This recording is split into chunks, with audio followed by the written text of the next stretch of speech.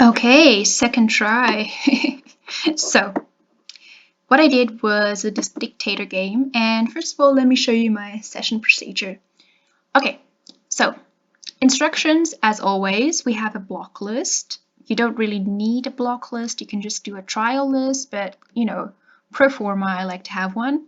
And a feature in the end that tells you how much you won, because I mean, this is like a financial decision making game. People want to know in the end how much they made. Personally, I have two inlines in here. I have a set trial counter that just like puts the trial counter +1. Oh, sorry, no, that sets this trial counter to 0 at the beginning of the experiment and then never has to go over that again. And a U1 inline that will power sort of like this text display that tells you how much you won in the end. Let's start at the top with your user script. So because you want to make a calculation in the end, how much you won, you sort of need to have an array. And I made an array called gains, and it goes from 1 to 10. And since only numbers will be in it, I put it as an integer. So in this game also, I program it that way so that you can only make full numbers. So you can't say, oh, I want to offer 3.5 euros or tokens or whatever. You can just either offer 3 or you can offer 4. And I declared the trial counter as an integer here too. Okay, so as you saw, trial counter here is set to 0. We go to my block list. Block list just has one procedure in it so far. So like if you would want to have a training list and a testing list, that you could do that here. And then I have a trial list. So in this game, it seems to the participant that he is going through 10 procedures or 10 trials, but actually he's just going through 5. Because in each trial, two things happen. One, the participant who is playing makes an offer, and two, the artificial intelligence makes an offer. So there are always, as I said, these two parts are part of every trial, so in total the whole weight is only 5. So let's have a look at that trial procedure. It's pretty long, as I said, because it consists of two parts. You have a label at the beginning so that if something goes wrong, you can always jump back to that.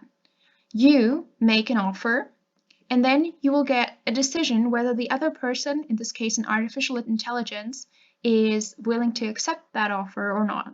Then you wait for a bit so that it seems authentic, and then you get an offer. And then you can say yes or no, you're going to accept that offer or not. Okay, so that's pretty easy for the structure, just you have to have a lot of inlines in there. So first of all, what I want people to have is that they can make an offer with an input box, and then they can say, okay, I want to keep 7 for myself of 10. And that's just what I did here. So I have it as an integer, put your offer, an offer between 1 and 10. And if it's larger than 10, then say, yeah, well, error, it's supposed to be between 1 and 10 and go back to label 1, which means that they will go through this procedure again. Okay, so that's like happening on top of this.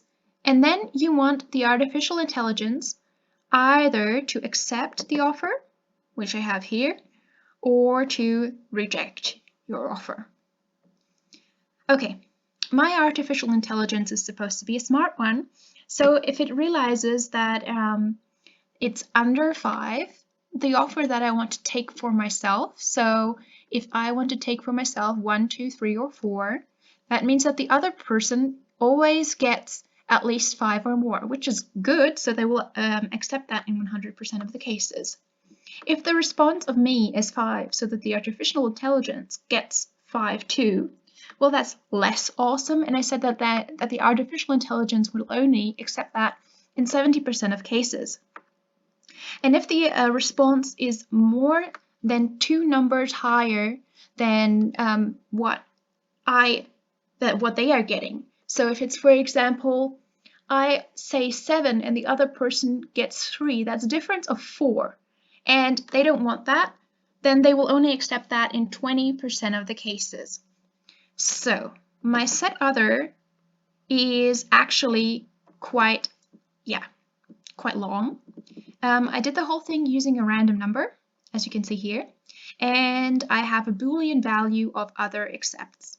Note that S is the number that people gave through the input box. Okay, so what we said, if S is smaller than 5, the other person always accepts. If S equals 5, the other person accepts in 70% of the cases or less. So that's what we have here. And here, sorry, a little mistake there. If S is larger 5, and that means that the other person gets that the difference between my gain and the other person's gain is more than 2, so it is probably a difference of 4 or even a difference of 6, then it will only be accepted in 20% of the cases. Otherwise, it will be accepted in 40% of the cases. For example, so that means if I give in a 6, that means there's only a difference of 2 that will be accepted in 40% of the cases. End if, take care of those. If the other person accepts, then we want to see the other active state, the accept offer active state of the slide decision other.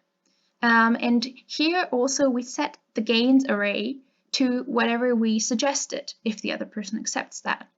So in order to set the gains array to the correct number, we have to do 2 times trial counter because we have a total of 10 opportunities to gain something, but the trial counter is, so we have 10 opportunities to gain something, but we only have 5 trials.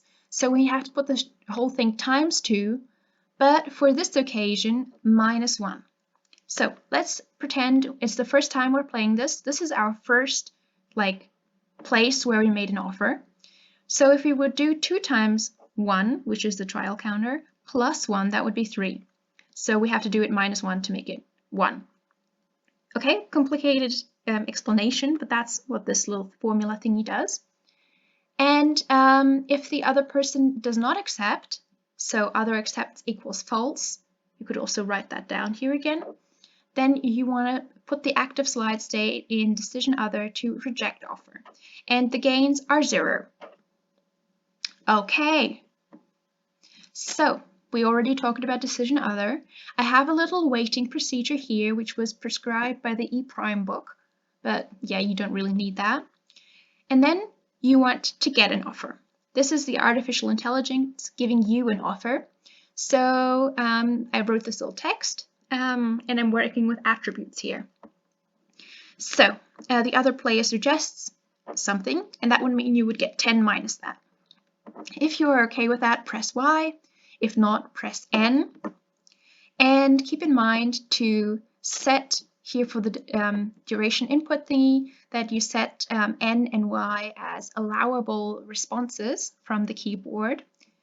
Be careful, all of you people with German keyboards, the Y, you should replace it with a Z because, I don't know, E-prime seems to think everyone has an English or a Dutch keyboard. Okay, how did that work? Pretty simple. I made a dumb intelligence here. It just takes a random number from 1 to 10 and suggests that. You could make your intelligence more smart by taking a larger set of random numbers, for example, from 1 to 100, and then assigning certain number spaces to a certain offer that it makes. For example, you say, okay, only in 5% of the cases will the artificial intelligence make an offer of 1 or of 2 because that's pretty bad for them. So then you could say, okay, if then a number is between 1 and 5, then the response or the get offer attribute is 1. Then from 6 to 10, it is 2. From, I don't know, 10 to 20, it is, from 11 to 20, sorry, it is 3, and so forth. So that's how this works. And here I just set that so that we can see this offer here. Okay?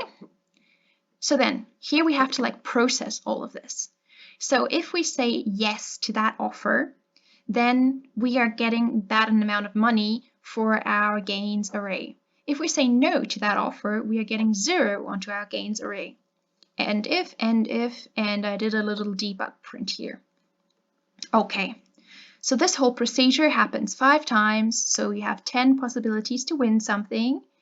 And in this screen, as I said, we want to say you won so and so much in this experiment. Thank you for your participation.